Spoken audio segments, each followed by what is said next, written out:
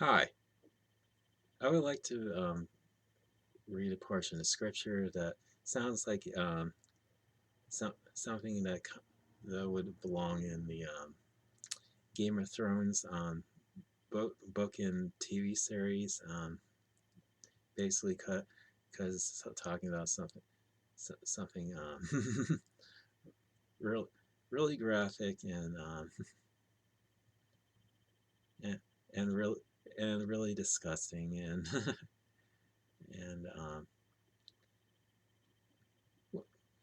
I mean, and it actually happened in ancient Israel. It's talking about Ehud the judge, and that's Ehud,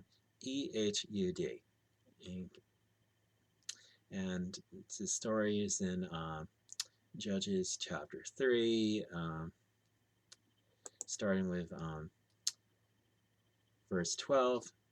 And the children of Israel again did evil in the sight of the Lord. So the Lord strengthened Eglon, the king of Moab, against Israel, because he had done evil in the sight of the Lord. Then he gathered to himself the people of Ammon and Amalek, went and defeated Israel, and took possession of the city of palms. So the children of Israel served Eglon, king of Moab, 18 years.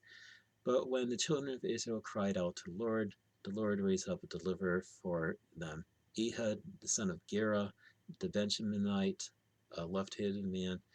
By him the children of Israel sent tribute to Eglon, king of Moab. Now Ehud had made himself a dagger. It was double-edged and a cubit in length, and fastened it under his clothes on his right thigh. So he brought the tribute to Eglon, king of Moab. Now Eglon was a very fat man, and when he had finished presenting the tribute, he sent away the people who had carried the tribute, but he himself turned back from the stone images that were at Gilgal and said, I have a secret message for you, O king. And he said, Keep silence, and all who attended him went out from him. And so Ehud came to him. Now he was sitting upstairs in his cool private chamber. Then Ehud said, I have a message from God for you. So he arose from his seat. Then Ehud reached with his left hand, took the dagger from his right thigh, and thrust it into his belly. Even the hilt went in after the blade, and the fat closed over the blade, for he did not draw the dagger out of his belly, and his entrails came out. Then Ehud went out through the porch and shut the doors of the upper room behind him and locked them. When he had gone out, Eglon's servants came to look, and to their surprise, the doors of the upper room were locked. So they said, He is probably attending to his needs in the cool chamber. So they waited until they were embarrassed, and still he had not opened the doors of the upper room. Therefore they took the key and opened them, and there was their master fallen dead on the floor. Um, but Ehud had escaped while they delayed, and passed beyond the stone images, and came to Seirah. And it happened when he arrived that he blew the trumpet in the mountains of Ephraim, and the children of Israel went down with him from the mountains, and he led them. Then he said to them, Follow me, for the Lord has delivered your enemies, the Moabites, into your hand. So they went down after him, seized the fords of the Jordan leading to Moab, and did not allow anyone to cross over. And at that time they killed about 10,000 men of Moab, all stout men of valor. Not a man escaped. So Moab was subdued that day under the hand of Israel, and the land had rest for 80 years. Now, now the scriptures right there talking about Ehud's bold, bold deliverance of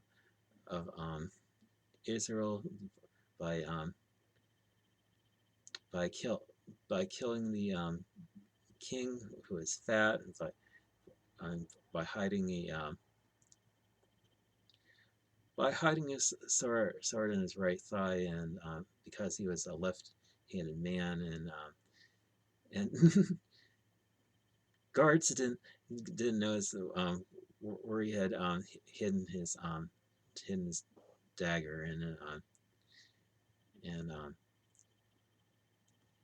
he came to the king and they went into his cool private chamber, and when they were alone together, he had stabbed the king right in the belly, and the king was so fat that that even the handle of the blade went in, and got like there, and Ehud locked doors, and some say that he escaped through this sewage drain, and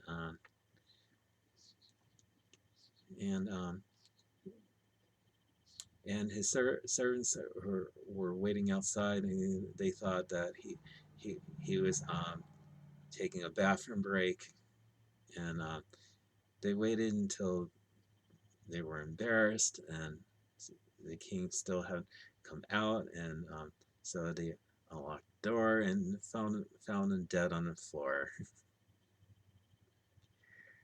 I mean, basically, this king died on the toilet. I know this is really sick, but it's one of those stories in the Bible that's part part of scripture. It's part of the Jews' history, and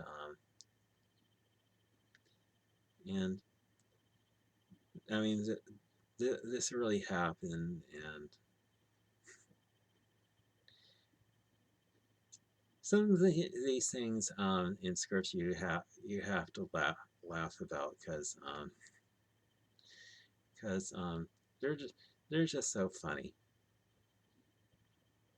Anyway, that's really all I have to share with you this morning. Just this bit of scripture. I mean, I hope it doesn't upset your breakfast or your or whatever meal you happen to be eating at the time you're watching this. Anyway, have a good day and God bless you.